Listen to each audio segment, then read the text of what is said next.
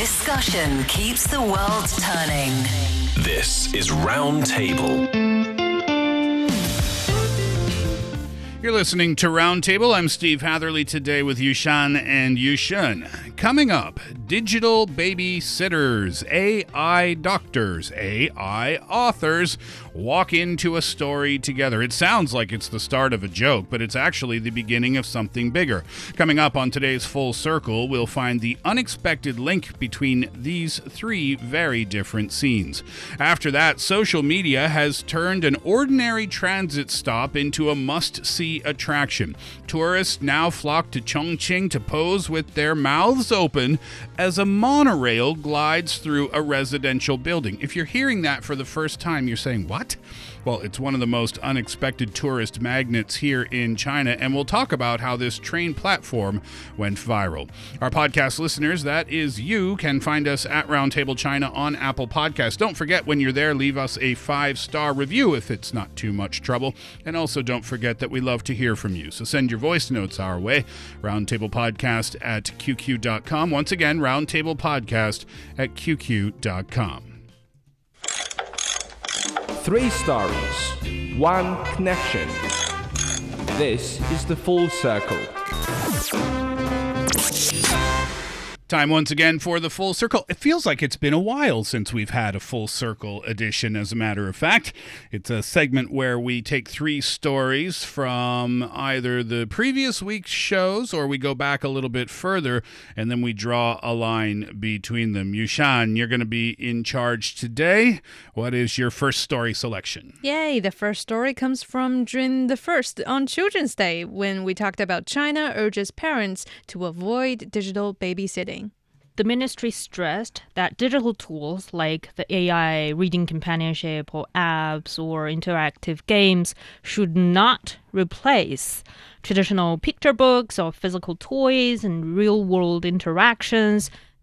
So yeah, as AI apps become increasingly common nowadays, we see them everywhere. It is entering the younger generation's life earlier than ever before at the same time. And in response, China's MOE, the Ministry of Education, launched a nationwide campaign encouraging parents and schools to reduce reliance on digital babysitting.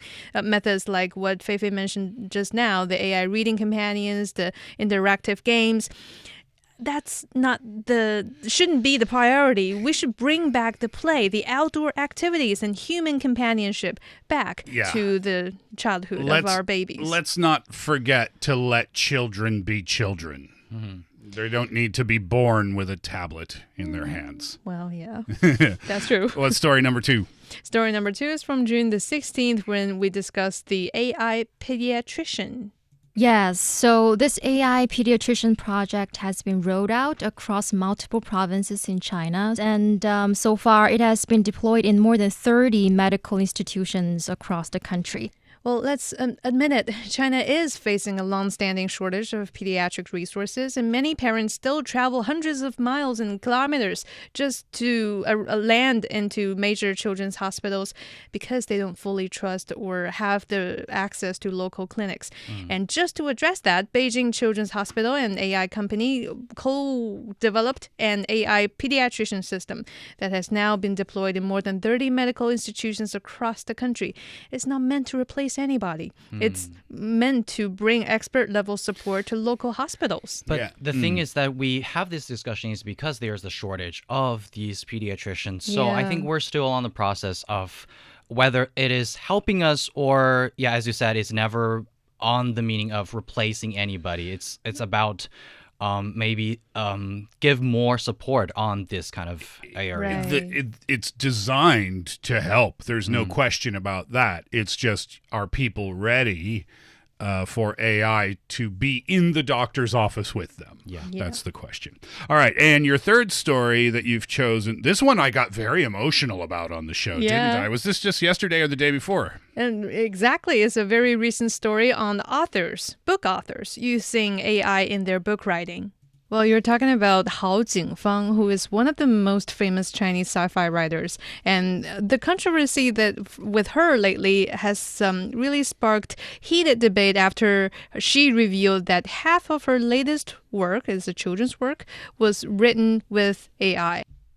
So yeah, some readers accept that. Some of us just see AI as a simply a creative tool, like a research engine or something. Others, like Steve, worry that this is bringing away the human touch of the very process of creation of literary work. Sure, and the main author we spoke about, is Chinese, but we gave examples from international authors who openly admit to using AI in their writing as well. And it's a very hot button topic these days. All right, so what do we have here? We have AI babysitting.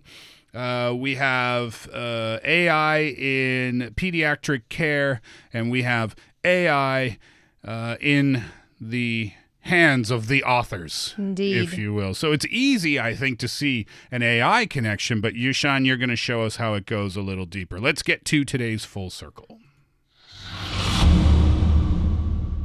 Yeah, the one common thread is all three stories, they're wrestling with the same challenge. Where should technology assist us? And where should it stop? And we're zooming in onto this because it is now moving into spaces that were once considered deeply human. So on the first story, technology is stepping into a role traditionally filled by parents, teachers, friends, and playgrounds. AI can, of course, tell stories, answer questions, and keep children entertained, yet the Ministry of Education's message suggests clearly that some experiences cannot simply be optimized, like learning empathy, building friendships, climbing up a tree, getting bored, and solving conflicts. These are all messy human experiences that help shape who children become. So now the question is no longer whether children can interact with AI.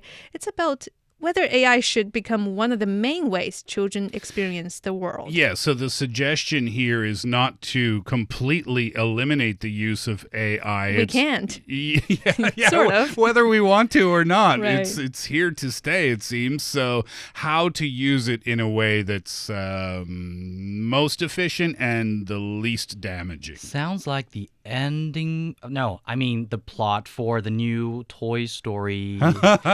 Yeah.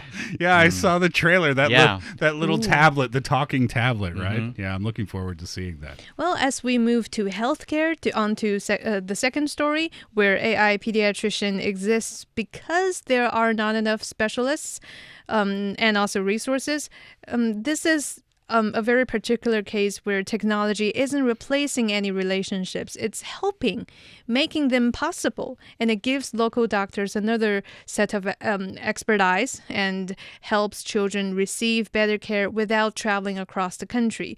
So in healthcare, the key in turn is not about protecting human roles from technology, but making sure technology strengthens those roles. So I think this is a rather positive aspect among all the different beats of today's thread, which is we're seeing how actual help is developed and received because of AI. Maybe that is, I think, what you said. Where should it stop is when we are talking about it. Previously, people would think that AI is here to replace some of these doctors, but the thing is that when these maybe AI doctors and AI tablets and AI computers is moving behind the real doctors, now people realize that, okay, technology is here to help, and we maybe should have another perspective on it. And I think that is the right moment to know where should stop. And yeah, eventually we arrive at creativity. So AI now can suggest a plot, imitate a style, and generate the entire passage of text for the content creators and writers. So now it brings readers suddenly to questions they've never asked before, like, who is the real author? Can creativity still feel authentic when the machine helps create it? And does the process really matter if the final book is good? I guess we learned that from Steve very clearly yesterday, at least for him, is not okay. I'm going to talk about this more in a couple of minutes. So in this case, technology isn't helping people with writing, at least. It's forcing society to reconsider what originality means in the first place. So in conclusions, 3 stories, 3 very different parts of life, yet all 3 reveal the same global conversation. as AI becomes more capable, we're increasingly asking, what should technology do? Because the future may not depend on choosing between humans and machines. It may depend on learning where each belongs. So what do you think, Yushan? I want to ask you this first.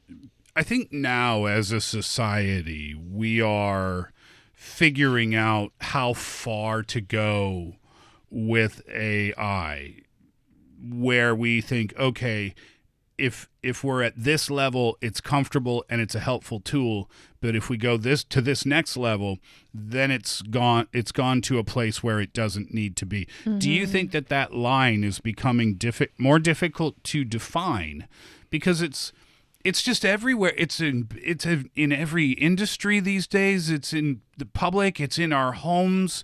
There are so many lines. There's not just one broad brushstroke where we can, say AI has, we need this much of it, but we don't need that much of it. Well, because we have to have that same conversation a million times because it's in a million different places. Yeah, maybe I'm being too optimistic, or I'm just treating it from another perspective. I think these kind of things, they are being another reminder to people, reminding people that why these real emotions, why these real interactions, just like the supermarket topic, why a visit to a really brick-and-mortar store is really important for us. And these technologies, of course, they bring a lot of convenience for us, but they are also reminding us why humans still need them. Well, what do you think? That is rather optimistic point of view indeed. It's just, like you said, Steve, it's everywhere. It's inevitable. And at this point of view, I think it's impossible, to me personally, to really draw a specific line of telling where is the limit for each, especially when it comes to technology. Where is the limit for technology? I don't think we know yet. Oh, really? I don't think we know where the limit is yet because everybody wants to make use of it. And when we were talking about the AI author story and how authors were implementing it for research, they seem to be claiming research a lot, but some have admitted, word for word from ChatGPT. And I got really upset about that on the show, and I kind of stated my case. But even after the show was over, I continued to think about that because I thought, wow, why was my emotional reaction so strong to that? And as I thought about it some more, I came up with my answer. It's because authors are artists, and they have a gift to give the world. So I'm not mad at you for using AI because I'm saying you're a fraud or you're lazy. No, I'm not saying that at all. You're an artist. You have a gift. I want that gift to come from you, not from ChatGPT. Sure, research, okay. But beyond that, I want to see musicians' art. I want to see filmmakers' art. I want to see authors' art. I want to see singers' art. Even auto-tune. You go back to auto-tune in the music industry. Yeah. That was very controversial too, right? And that's why I felt so strongly about that. It probably came off like I was mad at these authors because they were lazy or something, but it's because they're artistic, they're gifted, and I want that to come from them. So that's why I feel like I don't want AI infringing in the world of art in that way. Maybe it's probably infringing, excuse me. Yeah, it's probably the fear of having all of these artistic and things with aesthetic becoming similar to each other again and again, because maybe in the future when everybody, because it's inevitable that everybody is going to be using AI in their work. But the thing is that AI is recreating things from the input. And then when we have the same input but giving them, they will have the same thing produced for us.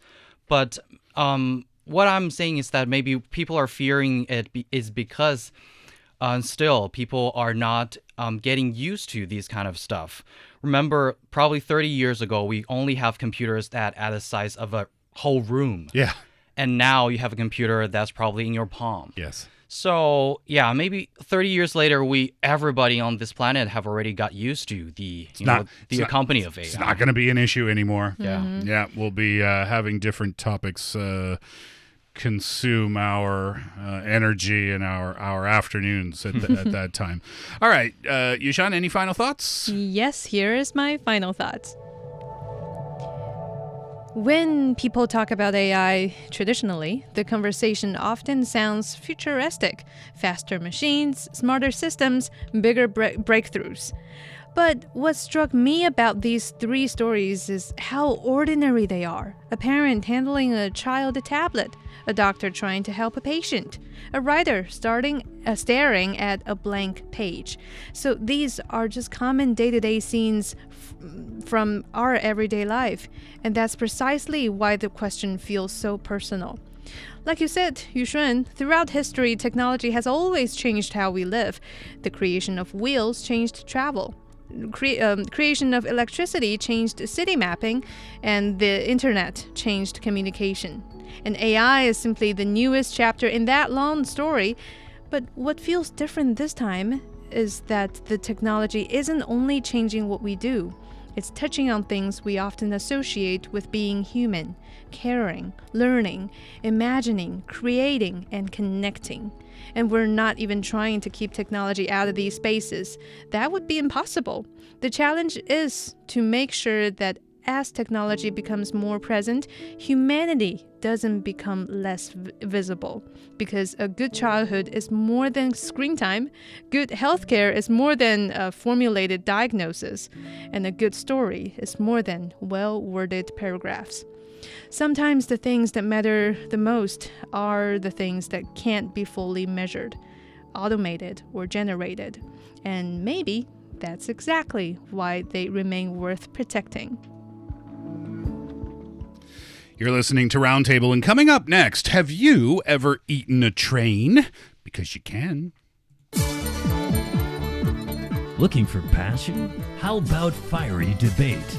Want to hear about current events in China from different perspectives?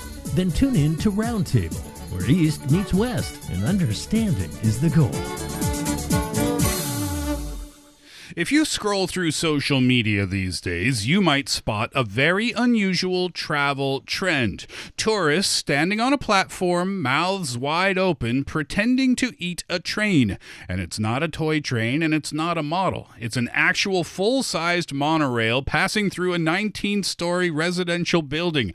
This is in Chongqing, and people are absolutely loving it. People are flocking to this particular station to take pictures for their social media. I was there myself, and I am ashamed to say I did not know at that time I was supposed to eat the train. But let's start with what exactly that means. Oh, no. Yeah. What a pity, Steve. Yeah. But anyway, Liziba Station, or the station that you just mentioned before, is actually a subway stop on Chongqing Rail Transit Line 2.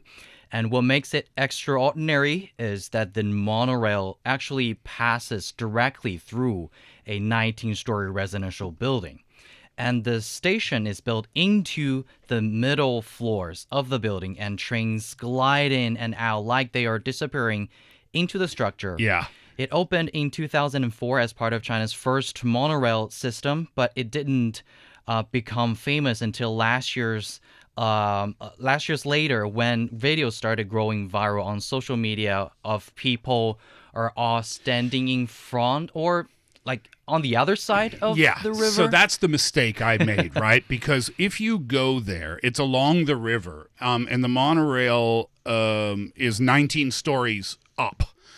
So you stand on the street and you look up at it. And when you look up at it, it looks like the building is swallowing the train. Yes. So what people do is they put their mouths open in the position that the train would look like it was going into their mouth instead of the building. Now, the mistake that I made was that I stayed on the same side of the street on the same side of the river as the monorail station. What you're supposed to do is travel to the other side of the river, because that's where it gives you the best shot for the best view for that and the best angle to make it look like you're actually eating the train. That's so cool. I actually looked up on, is it like by design that this was meant to be on Liziba? The answer is sort of yes and no. It was it's kind of an argument, and then they said, well, let's both do it. Yeah, it's a sweet coincidence that originated out of desperate dilemma from 30 years ago when this line was first built. So by that time, the rail development apartment designed a very long route for their railway, and it happened to be at that very particular spot on Liziba. But at the same time, they didn't know that the project was already approved by other residential building, and the developers there already purchased that piece of land in the sense that they were going to build residential buildings there. So the kind of like engineers said, we were really pushed to the point that we cannot think of anything else. We can't force the developers to back off. They already have the right to use that piece of land, and it's going to be impossible, at least back in 30 years ago, to reroute the whole rail line. So we just decided that it's going to be one. Yeah. One company wanted the train, one company wanted the building. And so finally they said, well, let's just make them both. Yeah. And also I think Chongqing, the city itself, also makes it so unique and makes the way to present in this way, because the Chongqing, the city, is really mountainous and densely populated and built on rugged terrain. So the transportation system has to be creative to work, and these kind of rail was a solution to a kind of difficult geographic problem. Yeah. The monorail, go ahead. Sometimes you need to, like, you go into a building, go up to 18th floor, and go out of the building, and you are on the first floor on another building. Yeah. Have you been to Chongqing before? That's very long time ago. It's mental. It's mental there. Exactly. I Show Speed went there. You know I Show Speed, right? He broadcast live from Chongqing to over 10 million viewers. He called it a cyber city, which it is. Yeah. It's such a cool place, but it's very deceptive because if you look at pictures of the downtown area of Chongqing, which kind of is in the shape of Manhattan. It's kind of a peninsula because you have both rivers coming to meet at a point. If you look at the pictures, the downtown area looks flat. It is not. I have never seen so many stairs. I have never traveled up and down so many stairs in a 3-day period in my entire life. I know. As Chongqing. It is insane. So it looks flat, but when you get there, you're going like vertical up and vertical down, depending on where you're going. I've never ate the train before, at least. But does the train, you said monotrain, is it designed in a way that it doesn't disturb the residents there, since they're all in one construction? Pretty quiet. Yeah. People don't really complain about that. I guess if I lived there, the thing that I would complain about the most would be the tourists. True. Yeah.